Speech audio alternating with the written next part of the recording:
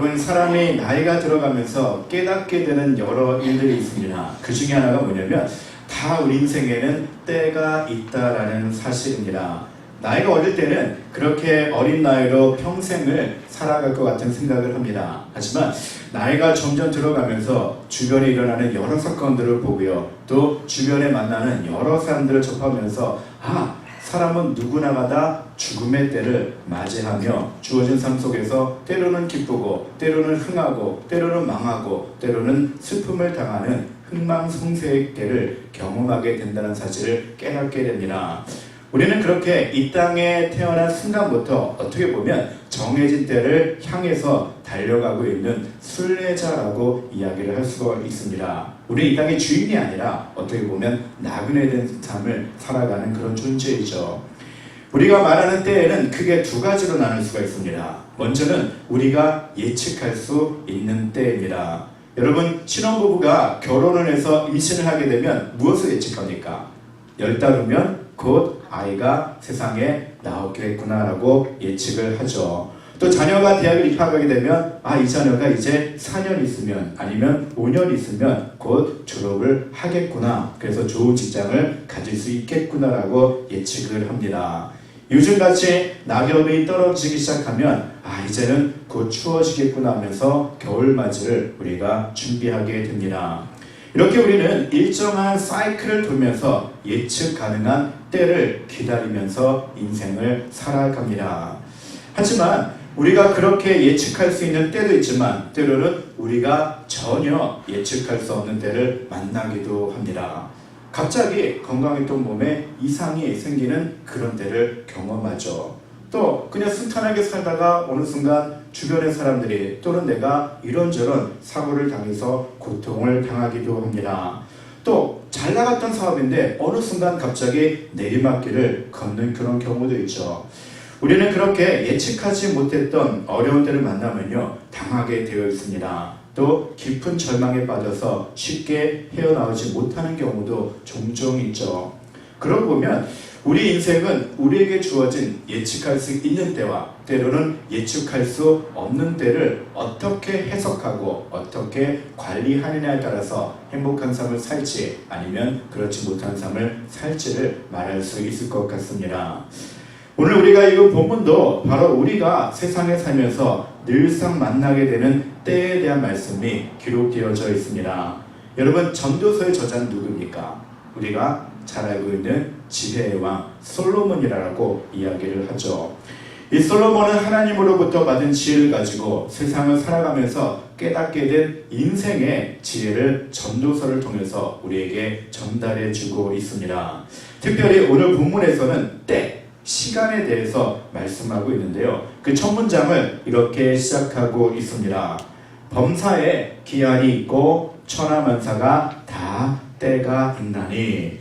우리에게 주어진 모든 것에는 다 때가 있다라는 말로 그의 권면의 글을 시작하고 있습니다. 그리고 우리가 하는 모든 행동과 모든 일에도 다 때가 있다고 이야기를 하죠.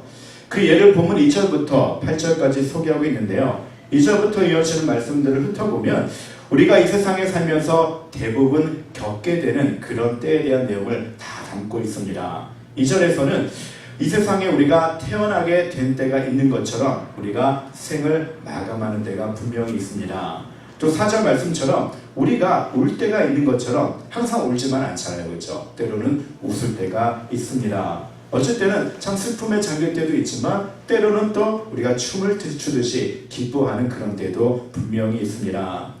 6절 말씀처럼 무언가를 갑자기 찾아낼 때가 있는데요, 또 어느 순간 사랑했던 것들, 또 내가 의지했던 것을 잃어버릴 때도 경험을 합니다. 또 8절 말씀처럼 우리가 누군가를 한없이 사랑할 때가 있는 반면에 때로는 그 사랑하는 사람을, 사랑했던 사람을 미워하는 그런 때를 만나기도 합니다. 근데 그런 모든 것들이 내 마음대로 되지 않는다는 얘기죠. 말 그대로 우리는 길지 않은 시간을 보내면서 희노애락 모두를 경험하면서 이 세상을 살아가고 있는 겁니다. 전도서의 저자가 우리가 만나는 그 모든 때를 언급하는 이유가 있습니다. 그 이유를 9절 말씀을 통해서 찾아볼 수 있는데요, 먼저 9절 말씀을 보겠습니다. 한번 같이 읽어볼까요? 시작! 일하는 자가 그의 수고로 말미암아 무슨 이익이 있으랴. 솔로몬은 수많은 때를 만나며 살아가는 우리들을 뭐라고 표현하냐면 일하는 자, 일하는 사람이다라고 표현을 합니다. 저는 이 솔로몬의 표현에 아주 깊이 공감을 합니다. 우리가 예측할 수 있는 때를 준비하기 위해서 열심히 수고하고 일을 합니다. 여러분, 대학교에 들어가면 어떻게 할까요? 좋은 성적을 얻기 위해서 우리가 열심히 공부를 합니다.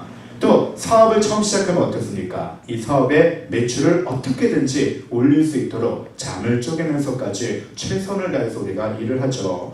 누군가를 사랑하게 되면 어떻습니까? 그 사랑하는 사람들이 나 때문에 행복해질 수 있도록 열심을 다해 그분을 섬기며 수고를 다하는 삶을 살게 됩니다. 또 슬픈 일을 당하면 어떻게든지 그 슬픈 일을 극복하기 위해서 우리가 부단히도 노력을 하죠. 무언가를 잃어버리면 어떻습니까? 그 잃어버린 것들을 다시 되찾기 위해서 이전보다 몇 배로 더 열심히 뛰어다니는 그런 삶을 우리가 살고 있습니다. 그래서 우리 인생은 쉼없이 수고하며 일을 하는 인생이다라고 표현을 할 수가 있습니다. 그런데 우리가 그렇게 수고하는 것으로 인해 얻어지는 것이 무엇이냐라고 전도서 기자가 질문을 합니다. 그러면서 10절에서 곧바로 이렇게 말씀을 합니다.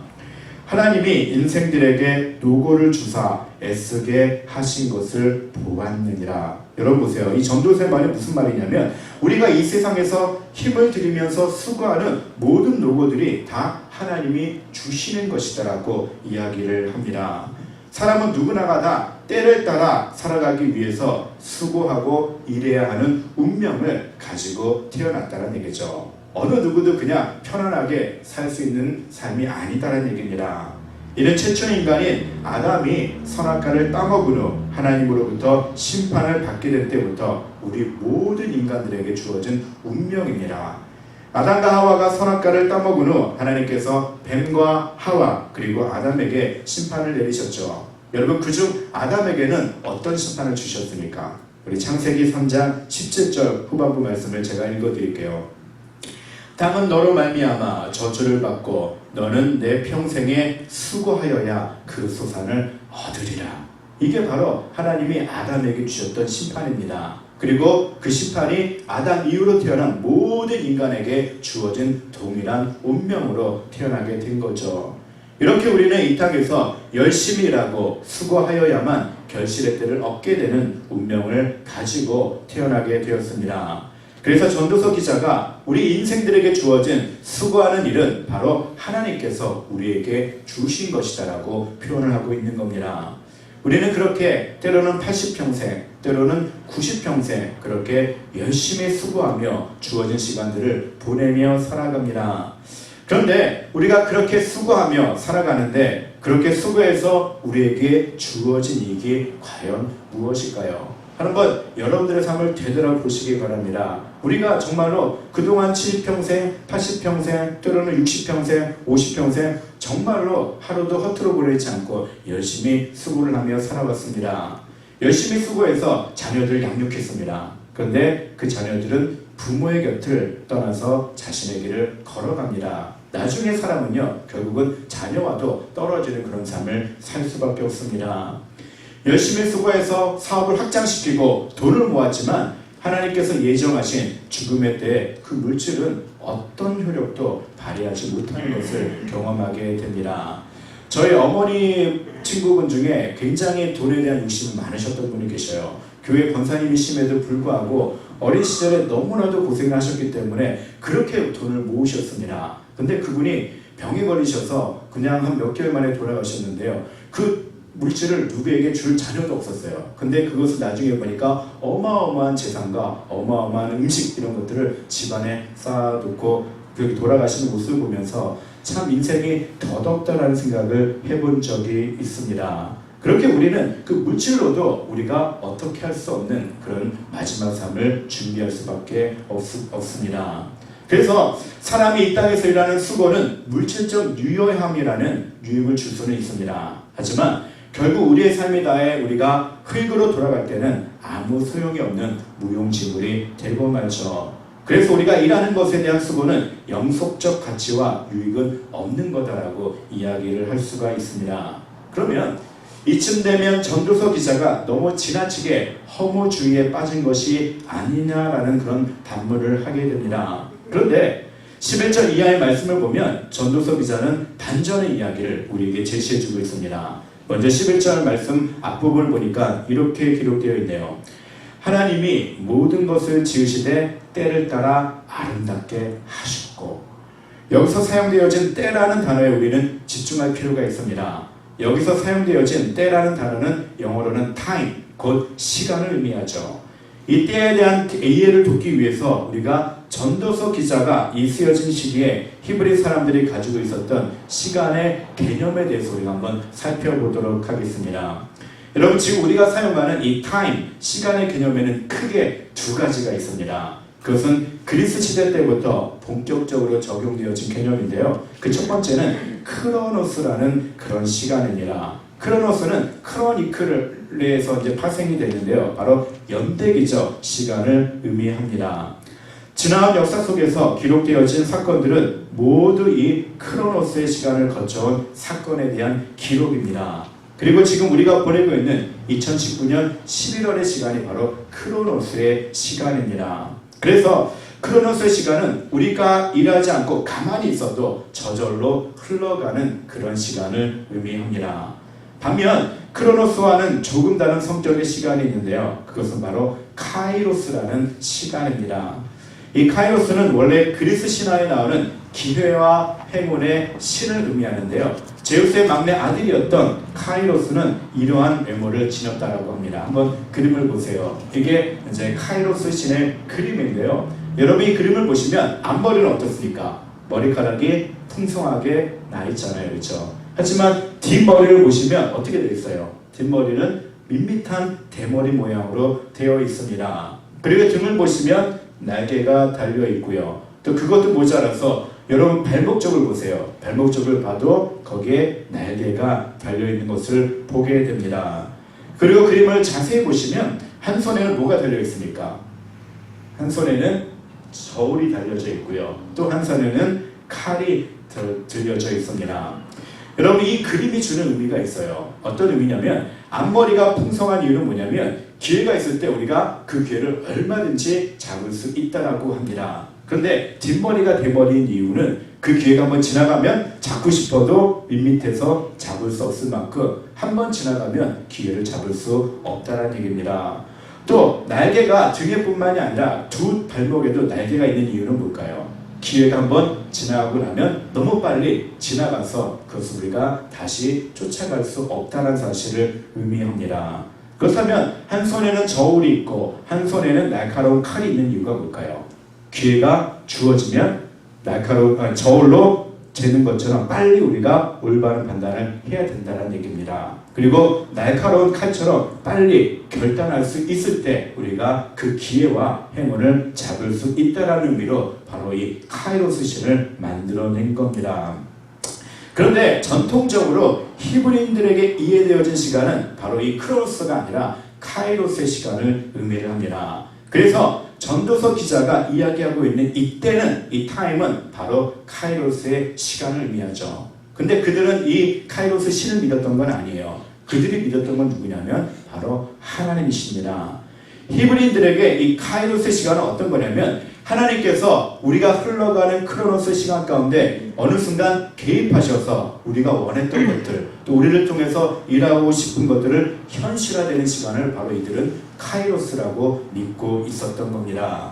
그래서 그들에게 주어진 시간은요, 항상 우연적인 시간이 아니라 바로 하나님에 의해서 만들어진 시간이기 때문에 그때가 아름답다라고 이 솔로몬 기자가 고백을 하고 있는 겁니다.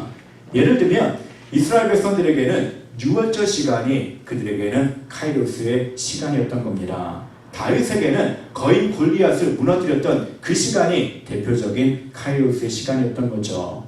또 예수님께서 십자가에 달려 돌아가신 그 순간이 우리 모든 인류에게는 바로 카이로스의 시간인 겁니다.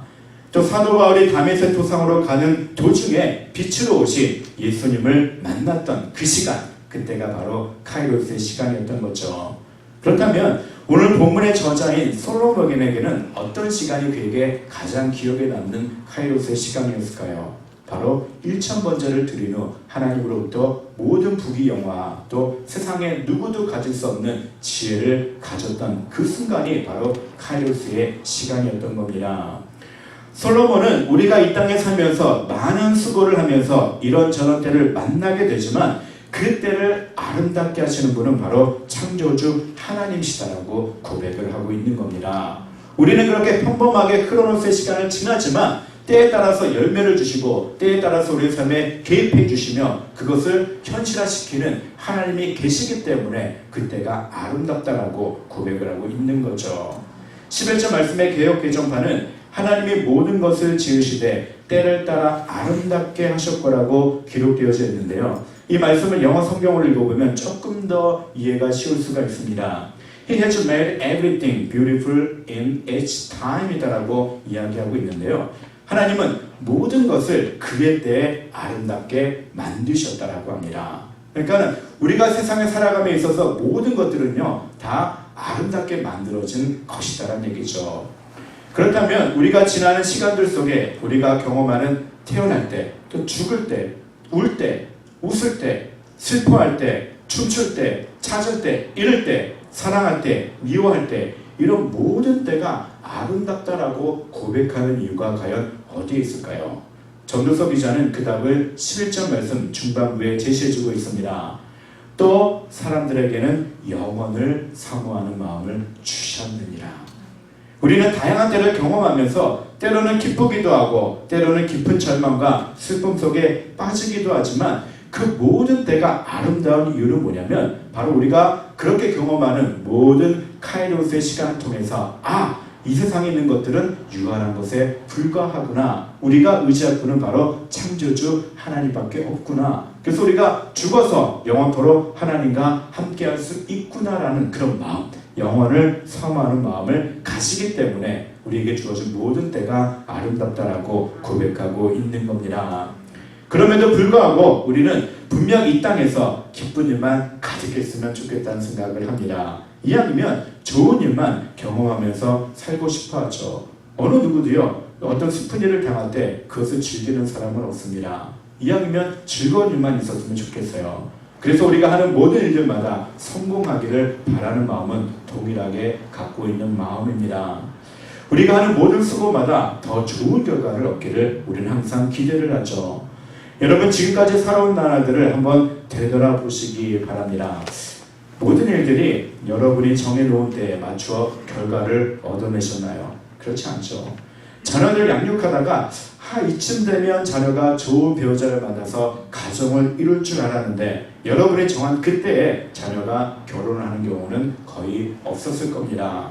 사업을 처음 시작하면서 한 2년 정도 되면은 이 정도 궤도에 올라오고 한 5년 정도 되면은 우리가 이렇게 수입을 창출해내지 않을까라고 하면서 우리가 기대를 합니다. 하지만 2년 정도가 지나도 때로는 5년 정도가 지나도 제자리 걸음을 하는 경우도 꽤 많이 있습니다. 제가 교회를 개척하면서도 그랬어요. 한 1년 정도 지나면 한 이 정도 정도가 보이고 또 1년 정도가 지나면 이렇게 되지 않을까라고 나름대로 계획을 세웠습니다. 하지만 그게 내 마음대로 되지 않는다는 얘기죠. 반면에 생각지도 않을 때 갑자기 좋은 사람을 만나는 경우도 있습니다. 또 생각지도 않을 때 이런저런 일들이 막혔던 문제들이 하나씩 풀리는 때를 분명히 경험을 했을 겁니다. 우리는 그런 경험을 수도 없이 하면서 결국은 내가 아무리 수고해도 모든 일들이 내가 정한 때에 결과를 얻는 것이 아니다라는 사실을 깨닫게 됩니다. 오늘 전도서 기자도 우리와 같은 경험을 하면서 11절 후반부에 이렇게 고백을 합니다. 그러나 하나님의 하시는 일이 시종을 사람으로 측량할 수 없게 하셨도다. 하나님이 정하신 때를 사람으로 알 수 없게 하나님이 만들어 주셨다는 얘기죠. 결국은 하나님이 정하신 때 바로 카이로스의 시간을 만날 때 비로소 우리의 수고가 빛을 발하게 된다는 겁니다. 우리가 목표한 대로 이루어지는 것이 아니라 거기에 하나님이 개입하실 때 비로소 우리의 수고에 대한 열매를 얻게 된다는 얘기죠. 그래서 전도서 기자가 13절에 이렇게 기록합니다. 사람마다 먹고 마시는 것과 수고함으로 낙을 누리는 그것이 하나님의 선물인 줄도 또한 알았도다. 우리가 수고해서 얻은 기쁨이 다 하나님으로부터 나온 것이라는 고백이죠. 여러분, 모든 사람이 똑같이 환경에서 똑같이 수고를 해도요, 어떤 사람은 좋은 결실을 맺을 때가 있고요, 어떤 사람은 별로 좋은 결실을 맺지 못할 때가 있습니다. 그런데 우리가 그렇게 좋은 결실을 맺을 때 그것이 바로 하나님의 선물이었다는 사실을 깨닫게 되는 게 은혜다라는 얘기입니다. 우리가 아무리 수고해도요, 인생살이가 우리가 마음먹은 대로 되지 않습니다. 우리가 마음먹은 대로 됐다면 여기 있는 모든 분들은 아마 억만장자가 되어 있을 거예요. 모든 자녀들이 다 이 세상에서 떵떵거리며 살아갔을 겁니다. 우리가 열심히 일한다고 해서 모든 일에 좋은 결실을 맺는 것도 결코 아닙니다. 하지만 시간이 지나고 보면은요, 우리가 수고해서 얻은 모든 열매들이 결국 카이로스라는 시간 안에서 하나님이 우리에게 주신 선물이라는 사실을 깨닫게 됩니다. 지금 되돌아보면, 야, 어떻게 그때 그런 일이 있었을까? 내가 어떻게 그렇게 많은 것들을 창출해낼 수 있을까? 그런 일들이 아마 기억에 남을 겁니다. 근데 그때 하나님이 계획해 주신 겁니다. 하나님이 선물로 주신 거죠. 그렇다면 그렇게 매일 우리에게 주어지는 크로노스의 시간을 보내는 우리의 자세는 어떻게 해야 될까요? 우리는 하나님의 때, 곧 카이로스가 언제인지 모르기 때문에 매일 우리에게 주어진 시간에서 최선을 다해서 수고를 해야 됩니다. 세상 사람들이 말하는 것처럼 기회를 잡기 위해서, 행운을 얻기 위해서 매 순간 수고를 다해야 되는 거죠. 그냥 우리가 그냥 가만히 있으면 그 기회조차도 우리에게 오지 않습니다. 우리가 가만히 있으면 하나님도 일을 하지 않기 때문에 그렇죠. 그래서 우리가 하나님의 때를 알지는 못하지만 그냥 매일매일 주어진 환경에서, 주어진 시간 속에서 최선을 다해서 일하는 자세가 우리에게 필요한 겁니다. 그런데 본문 12절을 보니까 전도서 기자가 이런 고백을 합니다. 사람들이 사는 동안에 기뻐하며 선을 행하는 것보다 더 나은 것이 없는 줄을 내가 알았고, 자신에게 주어진 삶을 살다 보니까 기뻐하며 선을 행하기 위해 수고했던 그 일이 가장 보람된 일이었다라고 고백을 합니다. 전도서 기자는 우리가 이 땅에 존재하는 이유를 너무나도 잘 알고 있었습니다. 우리가 이 땅에 존재하는 이유가 뭡니까? 바로 기뻐하며 선을 행하는 겁니다. 우리가 열심히 수고를 하되 그 수고가 어떤 수고냐면 악을 창출해내는 것이 아니라 선을 드러내는데 우리가 최선을 다해야 된다고 합니다. 그 전도서 기자가 이런저런 일들을 많이 해봤지만 결국은 우리가 선을 행할 때 비로소 그것이 더 나은 결과를 얻고 나은 삶이었다라고 고백을 하고 있는 겁니다. 하나님도 우리를 선을 위해서 지었다라고 말씀하시며 성경 곳곳에서 우리로 하여금 선을 행하라라고 명령을 주십니다. 예를 들어 볼게요. 에베소서 2장 10절입니다. 우리는 그가 만드신 바라 그리스도 예수 안에서 어떤 일이요? 선한 일, 선한 일을 위하여 지으심을 받은 자니라고 말씀하고 있습니다. 디모데전서 6장 18절입니다. 선을 행하고 선한 사업을 많이 하고 나누어 주기를 좋아하며 너그러운 자가 되게 하라. 선을 행하고 선한 사업을 많이 하라라고 명령하고 계시죠. 갈라디아서 6장 9절입니다. 우리가 뭘 행하라고요? 선을 행하되 낙심하지 말지니 포기하지 아니하면 때가 이름에 거두리라. 바로 우리가 선을 행하되 우리가 마음대로 되지 않아요. 그렇죠? 우리가 이 정도 되면 이 정도 선을 베풀면 뭔가 일어날 것 같은데 그 일이 일어나지 않습니다. 하지만 낙심하지 말라고 하죠. 하나님의 때, 카이로스의 때가 머물면 분명히 거두게 되는 역사가 일어날 것이다라고 약속해 주시는 겁니다. 이 외에도 여러 구절에서 우리로 하여금 선을 행하라고 하나님이 명령하고 계시죠. 우리가 이 땅에서 하나님의 때를 기다리며 열심히 수고를 하되 바로 선한 일을 위해서 수고를 해야 합니다. 그렇다면 여러분, 하나님이 보시기에 선한 일이 무엇인가를 우리가 여기서 생각을 해봐야 합니다. 여러분, 하나님 보시기에 선한 일은 과연 무엇일까요? 두 가지입니다. 첫 번째는 뭐냐면 하나님을 경외하고 하나님을 예배하는 삶입니다. 하나님께서 많은 사람들의 성경 인물이 나와 있지만 하나님이 의롭다라고 여기시고 또 하나님께서 칭찬하셨던 사람들은 다 누구입니까? 하나님을 예배하는 삶이었어요. 여러분, 그 창세기 12장에 보면 창세기 10장에 보면 노아라는 인물이 5장이요. 노아라는 인물이 나오잖아요. 그 노아는 어떤 사람입니까? 그 당시에 모든 사람이 죄로 관용되어 있다고 이야기하지만 노아만이 의로운 자다라고 하나님이 평가를 하십니다. 그 이유가 뭐냐면 하나님과 동행하였기 때문에라고 이야기를 해요. 하나님을 예배하고 하나님을 인정해드리고 하나님을 의지하는 삶을 살았기 때문에 이 노아를 바로 의로운 자다라고 하나님이 평가해 주시는 겁니다. 그리고 두 번째는 뭐냐면 하나님을 알지 못하는 영혼들에게 복음을 선포하는 겁니다. 그래서 우리가 만나는 영혼들에게 그들에게 하나님을 소개하고 그들을 하여금 하나님이 베풀어 주시는 구원을 맛보게 하는 선교적인 삶이 바로 선한 일이다라고 성경은 이야기를 하고 있는 겁니다. 여기에 계신 우리 모든 분들은요 바로 이 선한 일을 위하여 하나님 앞에 부름받은 하나님의 사람들입니다. 디모데후서 4장 2절에서 하나님은 우리에게 이렇게 명령하고 계시죠. 너는 말씀을 전파하라. 때를 얻든지 못 얻든지 항상 힘쓰라. 이게 우리의 본분입니다. 바로 선한 일은 말씀을 전파하는 삶이에요. 근데 때를 얻을 때가 있고 못 얻을 때가 있다고 합니다. 하지만 그때는 누구에게 달렸다고요? 하나님에게. 하나님이 주시는 그 때를 위해서 열심히 힘쓰면서 그렇게 말씀을 선포하라고 말씀을 하고 있는 겁니다.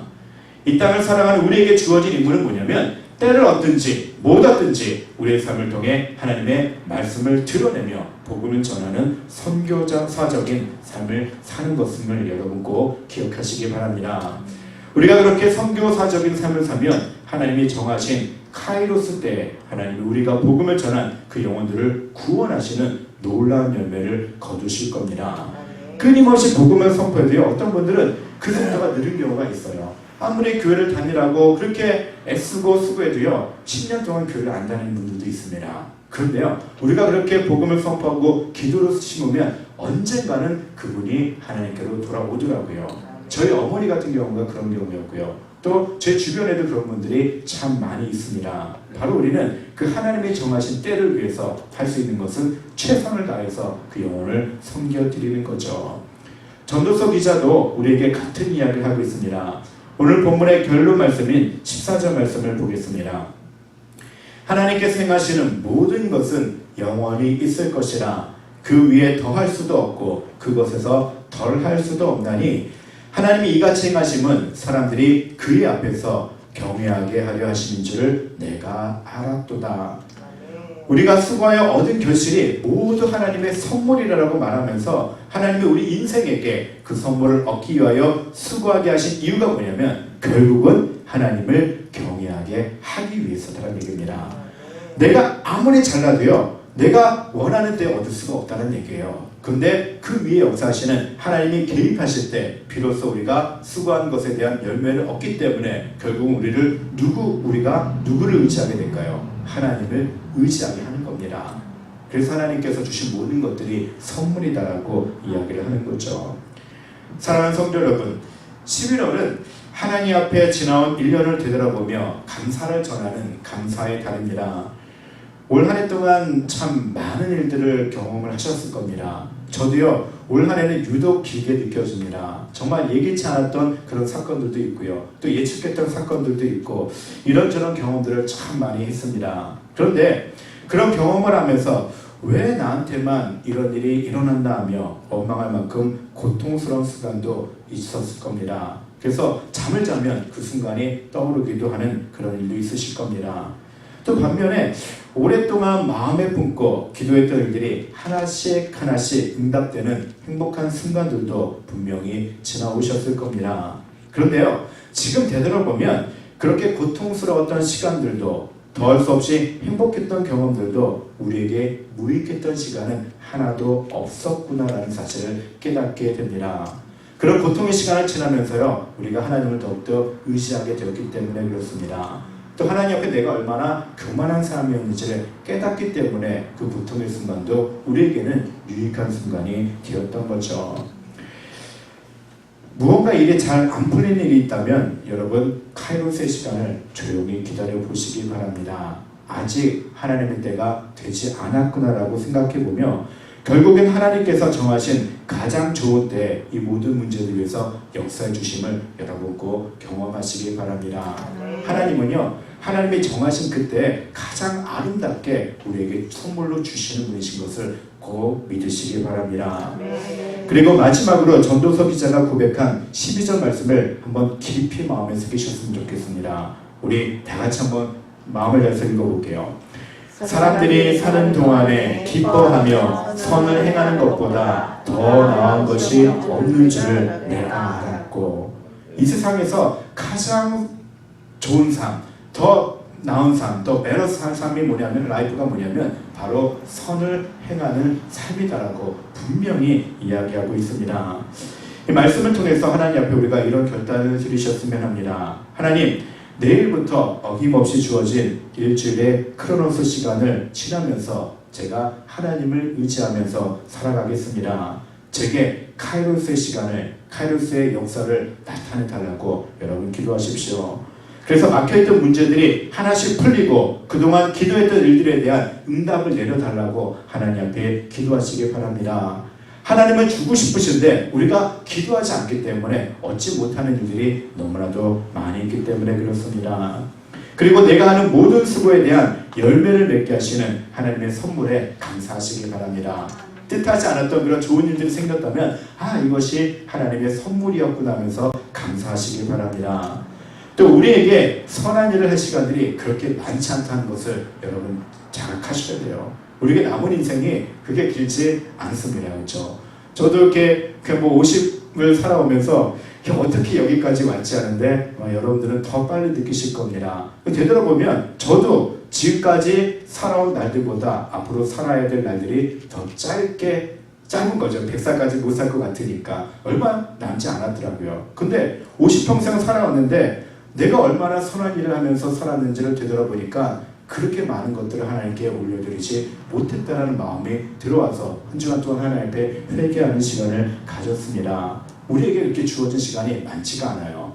크로노스의 시간은 10년, 20년, 30년이 남아있지만 우리에게 주어지는 카이로스 시간은 그렇게 많지 않습니다. 기회가 그렇게 많지 않다는 얘기예요. 우리가 선한 일을 할 수 있는 기회가 그렇게 많이 남아있지 않다는 사실을 꼭 기억하셨으면 좋겠습니다. 그래서 내게 주어진 한 시간, 한 주간이 얼마나 소중한 시간인 것을 여러분 깨닫기 바랍니다.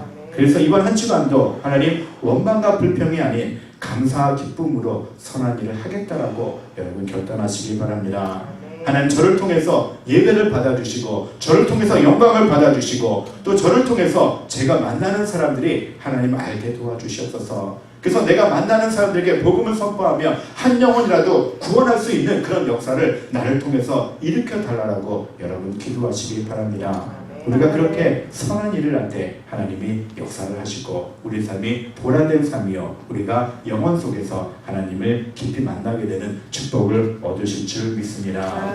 우리 이 시간 하나님 앞에 결단의 찬양을 드리고 결단의 기도를 드릴 텐데요.